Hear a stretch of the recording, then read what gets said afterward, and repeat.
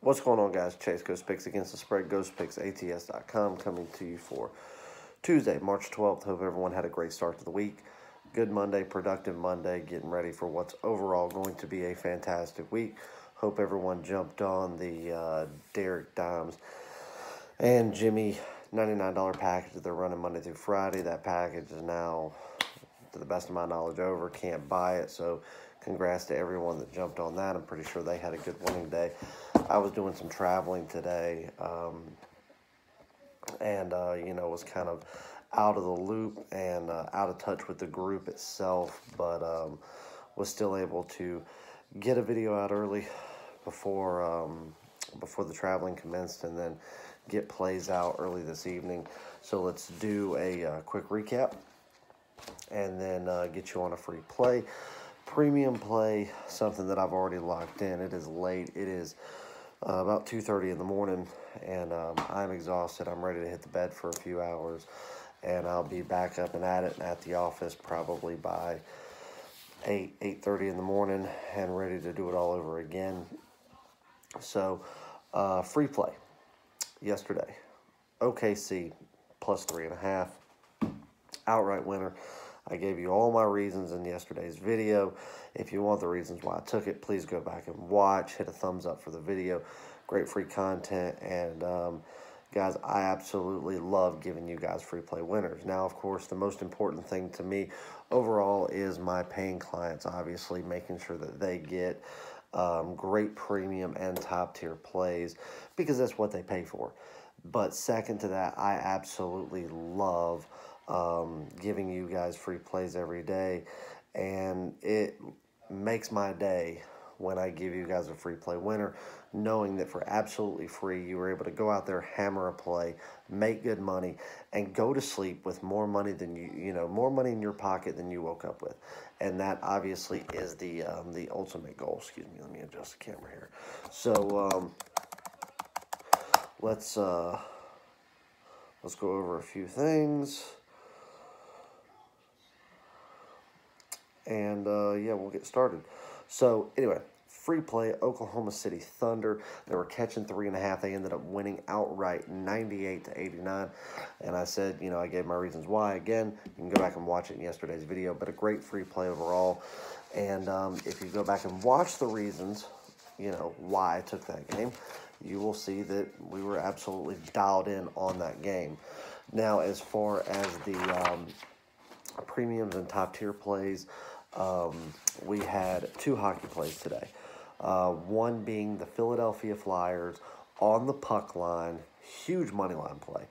But we took them on the puck line, -1.5 at -105 odds. Really good odds for, excuse me, a high money line like that.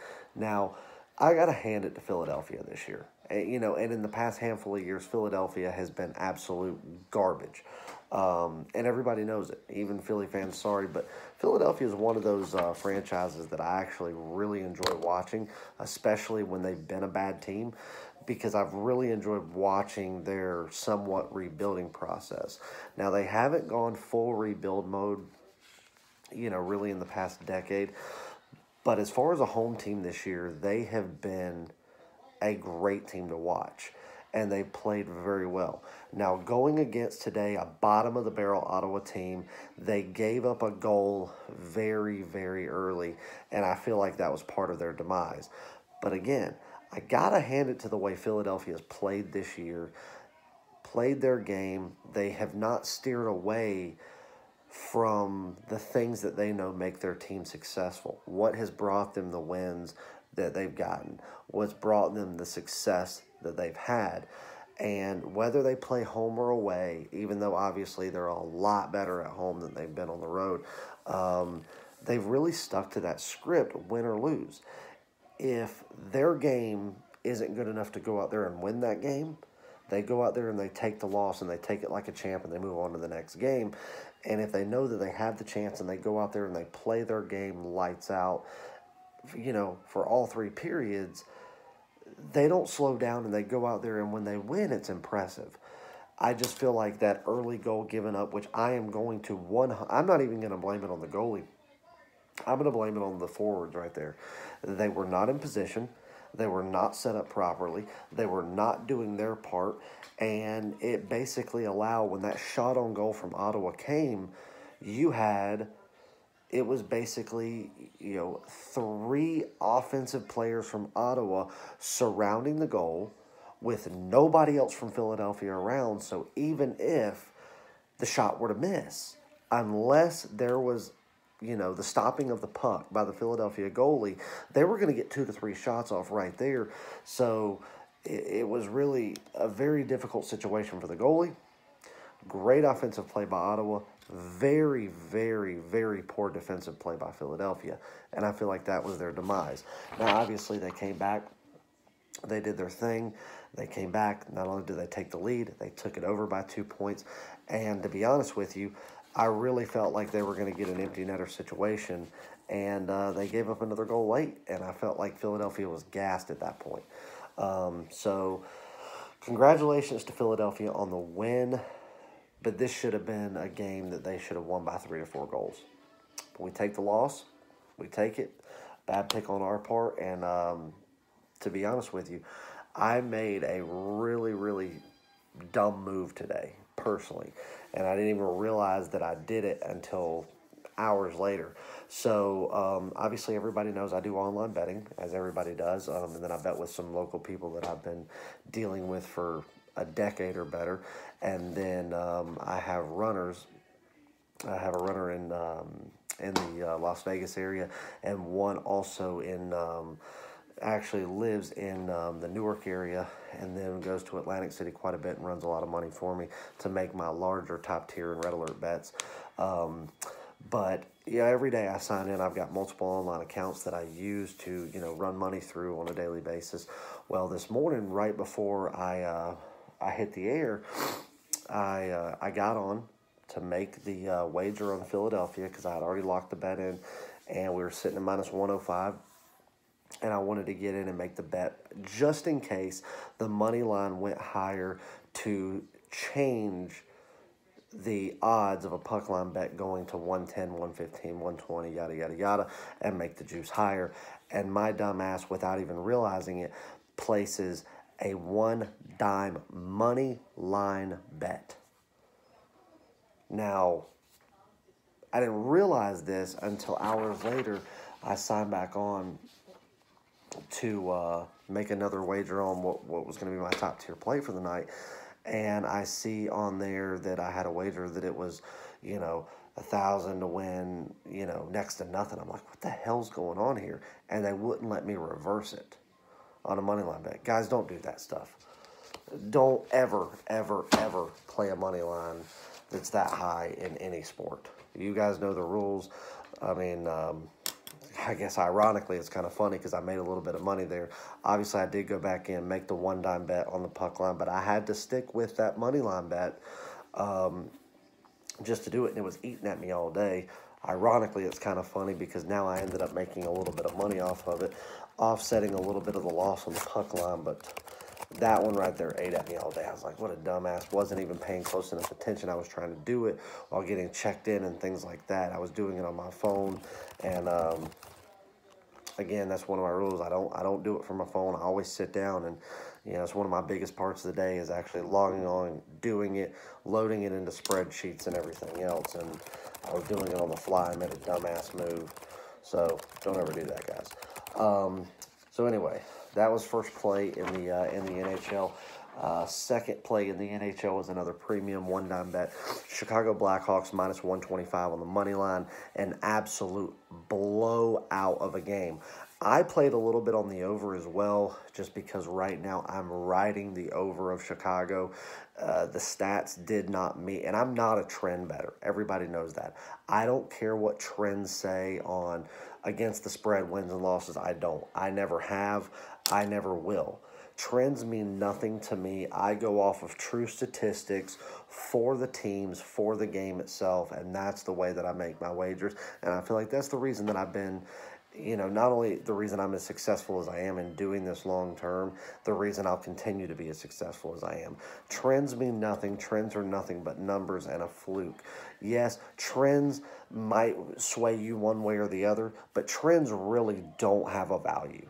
Yes, the Boston Celtics could have beat the Lakers the last 9 times, so they could be 9-0 or 9-1 the last 10, and they could be 7-3 the last 10 against the spread. But at the end of the day, that doesn't mean anything if the Lakers are the better team, if the Lakers are in a better position, if the Lakers are set up for success. Those trends, toss them out the window. Piss them in the wind. It doesn't fucking matter. So, but in this particular case, I have not seen an over trend go the way that the Blackhawks have. And this is a team that I'm not only a fan of, but a team that I follow very closely. These overs are just staggering. Obviously, they're a poor defensive team, great offensive team, 2 of the best offensive players within the league for a long time running with Tays and Kane. So I'm kind of riding that and throwing money on it daily. The trend to that over was good, being that Arizona has really come to form. They've been playing great offensive hockey. So have the Blackhawks. But the way that the Blackhawks and the Arizona Coyotes have not only played each other the past handful of meetings, especially at the United Center, it really didn't. The statistics weren't there for it to make my premium or top tier rating, but I threw money on it as well. But the reason I didn't put it out is it just didn't make it. But the Blackhawks money line came this close to being a second top tier of the day. It missed it by about 4% within my power ratings. But either way, it was a premium play. It was on my card, and it was a 7-1 blowout. Great win there. So a 1-1 day in hockey, just ever so slightly unprofitable with, we laid $1.05 on the Flyers game. So, I mean, just barely paid just a little bit of juice out there.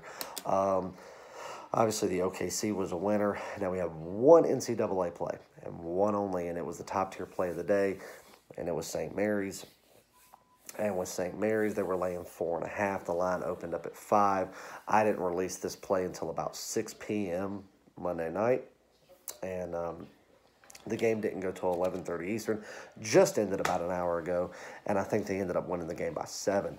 I did not think it would be a blowout. Obviously, St. Mary's has had San Diego's number throughout the regular season, but San Diego has been absolutely trouncing teams from the very end of the season all the way through the tournament thus far.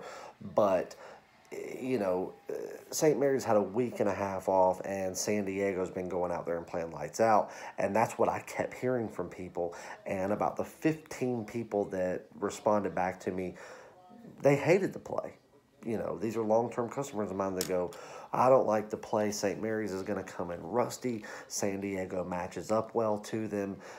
They've been sitting there for a week and a half doing nothing, and San Diego is as prepared and in rhythm as they could possibly be. Chase, this is not a good play.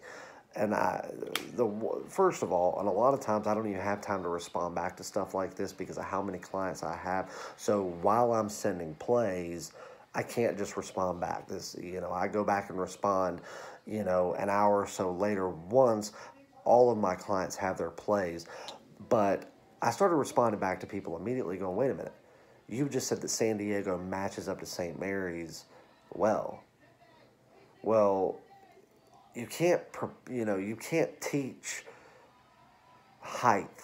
You can't teach or prepare or say that we're in form, so now we're as evenly as matched as a team that's twice our size. You can't teach that. You can't prepare for that, because being prepared and in rhythm doesn't make you grow 6 inches. St. Mary's is not only the better team, we know that, but just on the size stature, they will dominate San Diego on the boards every time out. San Diego team of now, St. Mary's team of now, San Diego has no chance to beat St. Mary's on the boards unless St. Mary's just doesn't try.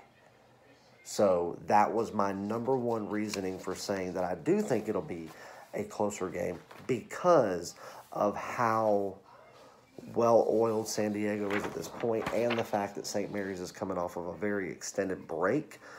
But if St. Mary's goes out there and pounds the boards even half of what we know they're, capable of doing against a team that doesn't match up that way, there's no reason they won't win by over 5.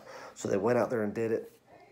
Top tier winner there. Top tiers have been doing really, really good the month of March. Free plays have been on tear. I told everybody coming off of the bad February, we would have a profitable March, guaranteed 100%, and I stand by that. So, guys, we're getting very close to the MLB season. A lot of my clients from last year have already signed up. They've been locked in since Christmas. For probably the 15 to 16 people that I had last year that have yet to sign up, at least 7 or 8 of those people have already reached out to me, and I know they'll probably be purchasing before the season starts because of how much money they made last year. Guys, if you were not with me last year in MLB, don't miss out. But for the people that are still interested in making money within the NBA, the NHL, and in college basketball, you've got a couple of options. Buy my week this week, $199 the next 7 days. At any time, $199. You can get 7 days of play, premium top tier, and every sport that I release for $199. If you're just interested in college basketball, you can go to the website right now, buy my March Madness package for $199, or you can buy it for $99 and get all of my tournament plays. That's the Big Dance, the NIT, the CBI, all of your tournaments. But if you want the plays in conference tournaments, which are going on right now, all the way leading up into the big tournaments and then to the national championships, $199 you can buy it right now. And if you pay the $199, you will get every single college basketball play I release premium and top tier from now until the very last game goes. So don't miss out on that. MLB is on the website. If you buy MLB right now, I will give you plays for 1 week, 7 days, every play that I release, premium and top tier, for no additional charge. It'll be absolutely free. Or if you want one particular sport, whether it be college basketball, NBA, NHL, whatever you want, you can choose one of those and get the rest of that particular season for absolutely free. That's up to you. So that's enough ranting and raving. Another good day, another nice profitable day. Now let's get you on a free play. We're going to continue to roll in the National Basketball Association. Now, line just opened up for the Philadelphia 76ers. I want to check it because I think it's at 13, and I want to double check that just to make sure. And for some reason,